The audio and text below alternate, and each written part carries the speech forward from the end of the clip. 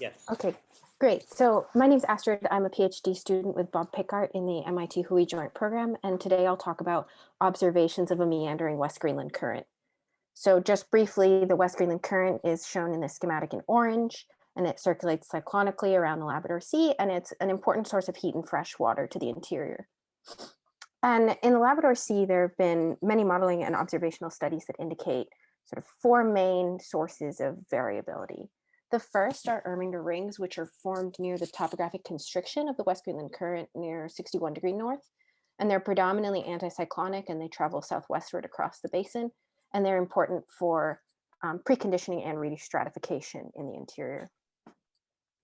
Convective eddies are small scale features that form at the base of the mixed layer due to a baroclinically unstable rim current that develops around the convective patch.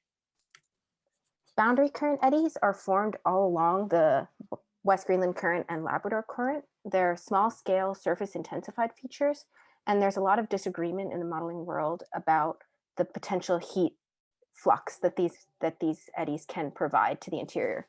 And an important thing to note is that to date, these features have not been observed by in situ measurements. They've purely been described in the model world. Finally, Denmark Strait overflow water cyclones are formed when dense water cascades over the Denmark Strait sill and spins up cyclonic vorticity, and these propagate down the east coast of Greenland. And previously they were thought to enter the interior Erminger Sea or spin down, but thanks to OSNAP data, both from moorings and from floats, we've observed them rounding the tip of Cape Farewell into the Labrador Sea. So today I'm going to focus on the meandering of the West Greenland current and show that these meanders become boundary current eddies. So I'll use the 10 moorings from the OSNAP West Greenland array at hourly resolution, detited and gridded at 5 kilometers in the horizontal, 100 meters in the vertical. And I'll also pull in MODIS along track sea surface temperature. So an objective measure of variability in the boundary current is the eddy kinetic energy. So here I'm showing 4 years of eddy kinetic energy at 300 meters. And of note is this seasonally repeating patch of high EKE in winter and early spring. And it's also important to note that the extent, so the timing and the magnitude of this EKE varies year to year. And this is an objective measure, but we can also consider a subjective measure of variability. And so we use a graphical user interface to determine periods of anticyclonic activity and also of dipole pairs. I won't discuss cyclones in this talk. And this is done by looking for cases of changes in along stream velocity, reversals in cross stream velocity, and isopycnal doming or bowling. And so I'm showing the results here from this GUI and as a function of isobath over the 4 years. So really isobath is a function of mooring. So LS5 is in the core of the West Greenland current, while LS6 is just offshore. And black lines indicate anticyclonic features, whereas gray lines indicate dipole pairs, so a leading anticyclone and a trailing cyclone. And there are sort of three main things to take away from the results of the GUI. The first is these seasonal bursts of anticyclonic and dipole activity in late winter and early spring.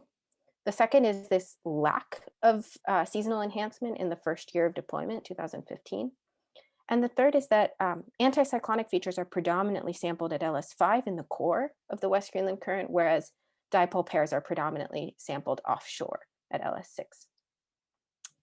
So we can use all the features identified at LS5 to create a composite view of what the propagation of one of these features look like past the mooring array. So here I'm showing 116 features lined up along their center of time. And I've just highlighted with these dashed lines sort of the core, which is plus or minus 10 hours from center.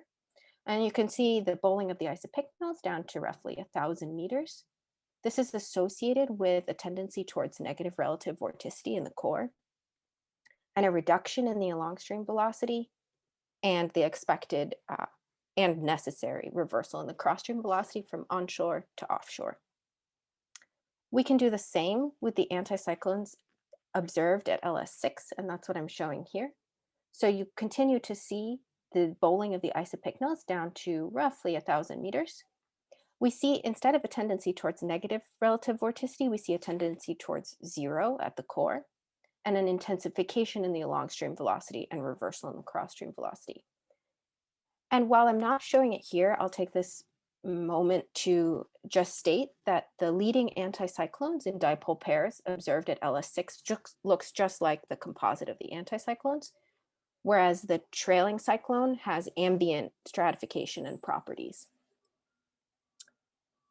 But the mooring array provides us great information in the along track direction hourly, but these features are generally just sampled at one mooring. And so it's hard to determine whether they're coherent eddies or meanders, aside from the fact that I told you what we think in the talk title. So to deduce this, we consider PV dynamics. So here I'm showing the mean relative vorticity of the boundary current. So you see the region of positive relative vorticity centered at LS6 and negative centered onshore of LS5. And so recall that in the composite view at LS5, we see a tendency from near zero relative vorticity to strongly negative at the core.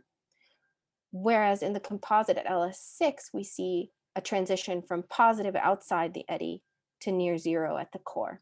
So this is suggestive to us of a meandering boundary current that's doing sort of what this schematic shows, where this near zero core shifts offshore during a passage of a meander, which is why we see near zero core at LS6, and this negative relative vorticity core shifts out to LS5 during meander propagation. And I should say that we consider these meanders to be asymmetric. We don't see evidence of them propagating onshore of LS5. And we believe that's because the topography is really steep onshore of LS5. And so similar to some recent findings of small scale meanders in the Agulhas, we think that the WGC is sort of bound. It can't go inshore. We can also consider satellite sea surface temperature data at high resolution to look at these meandering fronts. And so here I'm showing a satellite pass from December 2015, and it coincided with the detection of an anticyclone at LS5 here and a dipole pair at LS6. And this particular pass, it's very rare, but it was associated with 3 good consecutive passes. This region is quite cloud covered. And so we can track the evolution of this meandering front, and we see that it has similar properties to that observed in the mooring record, so similar along stream velocity and scale. And while there's very few examples of propagating front, because I only have generally one good satellite pass every 24 hours, there are many instances where we see that this front is meandering, not coherent anticyclones. So this lends further credence to the results of the PV analysis that most of the features we sample are meanders, not coherent cyclones. But we can ask, what's the formation mechanism of these meanders? So for this, we consider the potential energy and kinetic energy of the boundary current, which correspond to barotropic and baroclinic and barotropic instability, respectively. So if we look at the eddy density flux and the eddy momentum flux, we see the eddy density flux is generally negative throughout the domain, which is consistent with lighter water being fluxed offshore. So a negative rho prime and a positive V prime. The eddy momentum flux instead is banded with positive momentum flux offshore and in the core and negative onshore, which is also consistent with a meandering because offshore, when you have a positive V prime, you also have an enhancement in the flow. So that's a positive U prime. Whereas onshore, the flow is reduced. So you have a negative U prime. And if we use these terms to calculate the baroclinic and the barotropic conversion, we see that the baroclinic conversion is an order of magnitude larger than the barotropic, which leads us to hypothesize that these features are predominantly formed by baroclinic instability. But recall that these features are also seasonal in nature. So what I'm showing here is the eddy kinetic energy at 300 meters, low pass with a 14-day filter. And I'm also showing in black what we're calling a meander index, which is simply the logical of 0 and 1 when we don't have features, and when we do, low pass with a 14-day filter. And you see that there's very good agreement, and there are periods of enhanced meander activity or eddy kinetic energy in winter and spring. I've just shaded that in gray to draw your eye to it.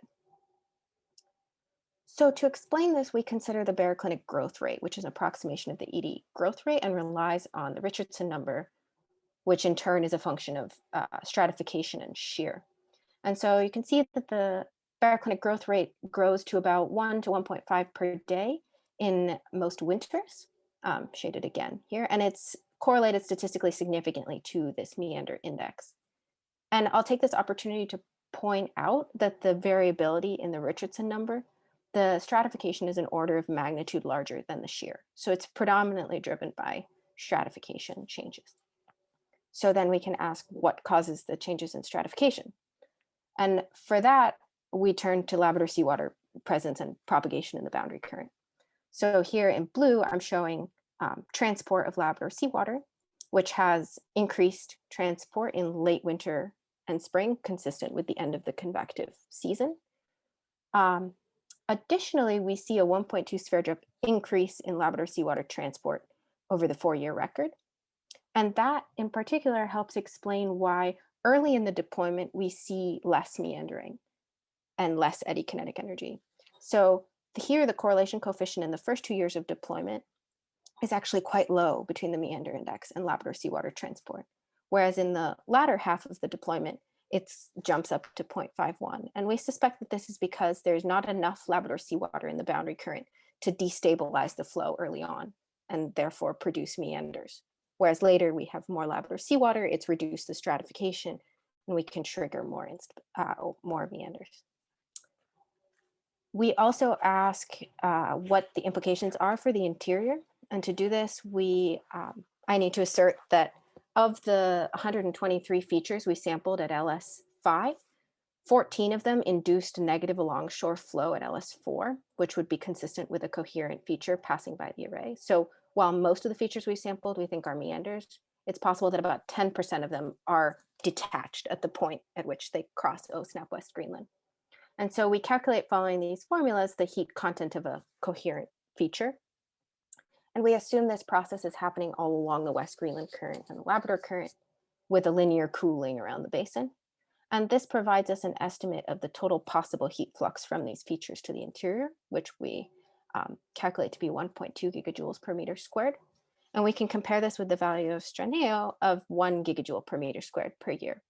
So as an upper bound, these features could be critically important to the heat content of the interior, but of course, this is an approximation and it's also an upper bound. Additionally, we don't know how far offshore these features can get from the boundary current to the interior. So with that, I'll just put up our conclusions of a seasonally meandering West Greenland current driven by baroclinic instability. And I'm happy to take questions and comments. Thank you, Astrid. That was really, really nice. Any questions for Astrid at this point? Can I ask a question? Thanks, Astrid. That was a great talk. So I'm wondering if you thought about the connection between the meandering that you're seeing and what we know to be an instability of the current farther downstream, where the Erminger rings we think are detached, and there's lots of literature, many studies showing it. Is there a connection? Could you be seeing some of the initiation of the instability, or? Yeah, thank you for that question. I actually have I've been thinking about this, and so I didn't have time to show this, but basically here I'm just showing the eddy kinetic energy from sea surface height from Aviso, or from CMEMS. And so this is the Erminger ring patch. And so what I've looked at is so this is just the geostrophic velocity derived from the same sea surface height data. And I've defined a West Greenland current. And so what's interesting is that when we see, so this is just a Hofmolar of the data along the West Greenland current. And when we see an intensification of the flow at the mooring array, we see it simultaneously at the Erminger ring's convective patch. So we thought perhaps there would be like a lag delay between when we see meandering and when there's enhanced Erminger ring triggering downstream. But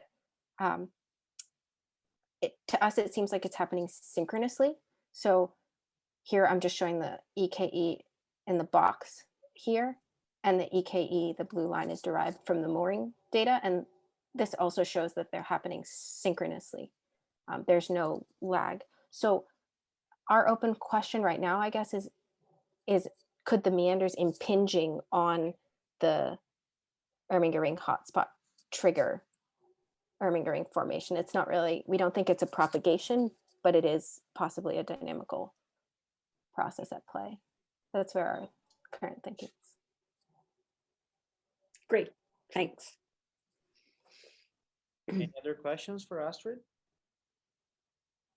Can I just follow up on that quickly? Sure. Do you think that Labrador seawater content is also related to instability at the West Greenland current? Have other studies seen that as well? Do you mean like all along the West Greenland current? Yeah, like where it becomes unstable. Could that mechanism also be happening there, or I what think are your that thoughts that's, on how those things are linked? yeah, I think that's possible because a number of modeling studies have described basically looking at the density gradient between the boundary current and the interior as sort of a proxy for instability. And so that would be driven by Labrador seawater in or not in the boundary current. And so it's possible that that density gradient is being enhanced or reduced, which could trigger instability all along the Labrador current. I don't have data So to show it. is it more unstable when there's less of a gradient? It's more unstable when there's an increased gradient because it causes increase in shear, I believe. Okay. I'd have to double. But isn't that kind of opposite of what you see at your moorings? Because more Labrador seawater makes it more unstable? That's a good point. Labrador seawater is at depth, so it would be dependent also on what's at the surface. Okay. So there are other water masses that could be at play. Thanks. Great talk. Thanks. I have a follow-up question on that. If anybody wants to ask another one? No? Okay.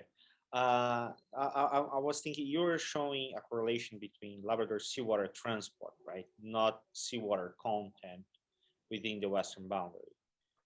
Right. So I was thinking it should be related to how the as you said, how the isopycnals are tilted along the boundary. So if you have more a larger transport of the Labrador seawater, doesn't necessarily mean a smaller velocity or a vertical shear of the velocity, right? Right. Okay. No, I just wanna. It's not a follow-up question. Sorry, it's just like a more thinking out loud. Thank you. No, that's a good point. I could have clarified that. Yeah. Okay, thanks. Any other questions for Astrid? Quickly, in that Hofmuller diagram, is that all wind driven, or do you know what sets that variability? I haven't looked into it. I would Okay. expect, but I don't want to say. I don't think anybody's looked at sort of the long stream variability of the West Greenland current, right? It's remarkable how coherent it is. Yeah, these bands were pretty surprising to me.